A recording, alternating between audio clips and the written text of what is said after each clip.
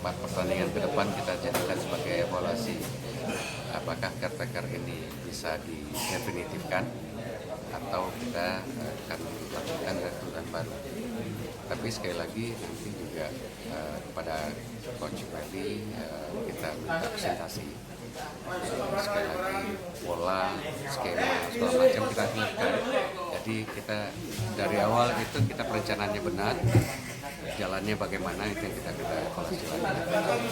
Jadi target menang untuk 2 laga kami ini dibebankan kepada caretaker kita. Ya sebenarnya kan bukan masalah caretaker saja, tim kan.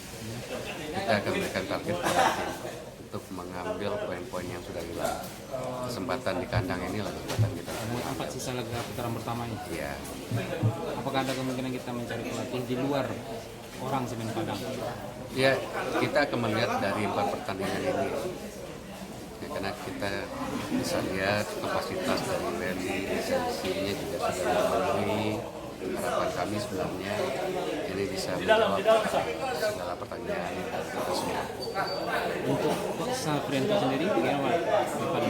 Beliau sekarang sebenarnya merangkap, jadi direktur teknik juga head coach. Dengan pengunduran diri sebagai head coach, Coach Safrianto kita fokuskan menjadi direktur teknik. Direktur teknik. Ya. Pasti masih disimpan. Sekarang kan dari awal kan target kita kan Kita akan coba realistis, artinya setelah pertemuan dengan Coach Wendy kita akan lihat apakah masih realistis target yang kita canangkan. Kalau masih realistis menurut pendapat tim, ya kita akan tetap dengan target tersebut. Tapi kalau hasil evaluasi tim dan disepakati ini downgrade, akan kita lihat seberapa jauh target yang kita revisi. selain pelatih Jadi kita akan lihat lagi skema sebenarnya. Jadi pemain menjalankan skema.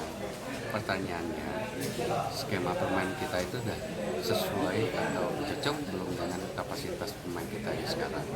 Itu yang kita akan coba